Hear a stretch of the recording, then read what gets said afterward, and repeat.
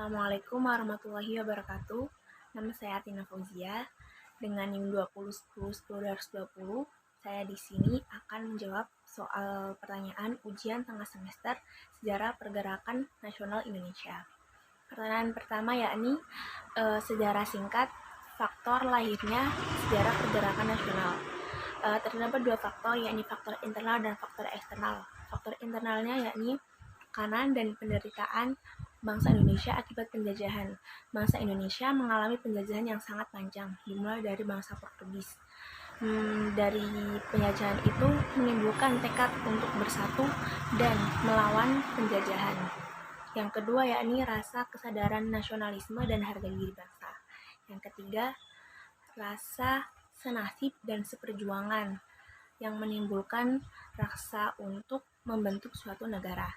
Yang selanjutnya yakni pengaruh pendidikan kebangsaan di Indonesia. Pada masa Hindia Belanda, pendidikan telah menghasilkan kaum yang terpelajar, namun adanya diskriminasi yang tidak membolehkan kaum bawah dari golongan pribumi untuk mengikuti pendidikan, menjadikan kaum terpelajar mendirikan sekolah-sekolah untuk menanamkan rasa nasionalisme kepada kaum pribumi. Nah, selanjutnya yakni dominasi ekonomi Cina di Indonesia. Pada masa Hindia Belanda, Cina diizinkan untuk mendirikan bisnis eceran, namun para pribumi tidak diizinkan untuk melakukannya.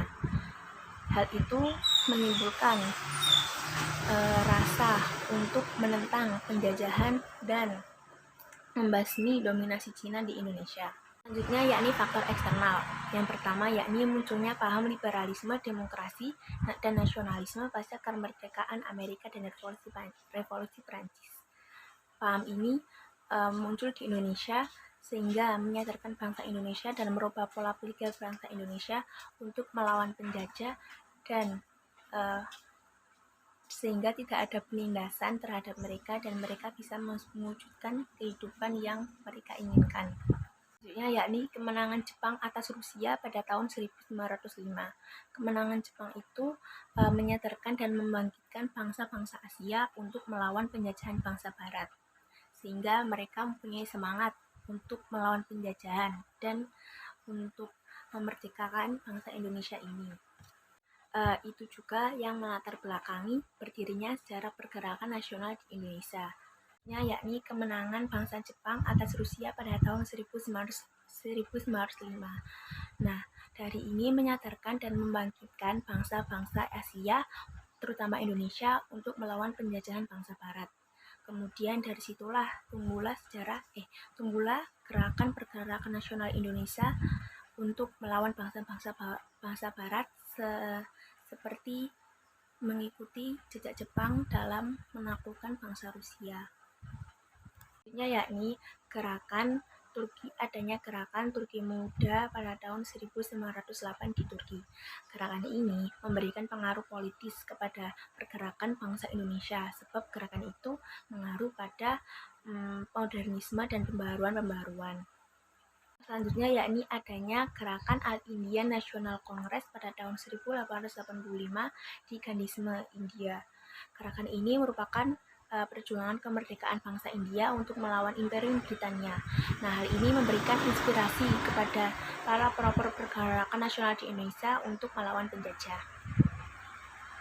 Pertanyaan yang kedua yakni apa manfaat yang dapat kita ambil jika kita mempelajari sejarah pergerakan nasional Indonesia. Manfaat yang dapat kita ambil dari belajar sejarah pergerakan nasional Indonesia adalah kita dapat melihat perjuangan para pahlawan-pahlawan dalam merebut kebangsaan bangsa Indonesia. Kemudian kita dapat menumbuhkan rasa kebangsaan dan juga rasa menghargai para pahlawan. Dan dengan belajar sejarah pergerakan nasional Indonesia, kita bisa mencontoh perjuangan pahlawan dalam merebut kemerdekaan negara Indonesia, serta agar kita tidak buta sejarah. Maka dari itu kita harus mempelajari sejarah dan terutama sejarah pergerakan nasionalisme Indonesia. Dalam belajar sejarah pergerakan nasional Indonesia, kita juga bisa mengenang jasa-jasa pahlawan dan mempraktekkan rasa juangnya di kehidupan masa sekarang. Pertanyaan selanjutnya yakni secara singkat mengenai politik kolonial.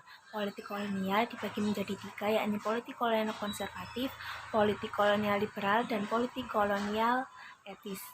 Yang pertama, politik kolonial konservatif. Politik ini adalah sebuah politik yang mendukung nilai-nilai tradisional atau dikenal dengan politik yang kuno. Kemudian yang kedua yakni politik kolonial liberal. Politik ini merupakan cerminan antara perbedaan dalam bidang politik yang berhaluan totalisme dan liberalisme.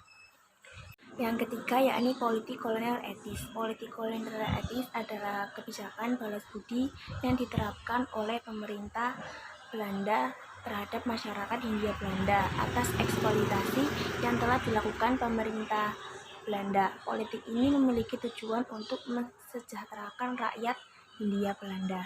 Demikian jawaban dari saya. Bila ada kesalahan saya mohon maaf. Wassalamualaikum warahmatullahi wabarakatuh.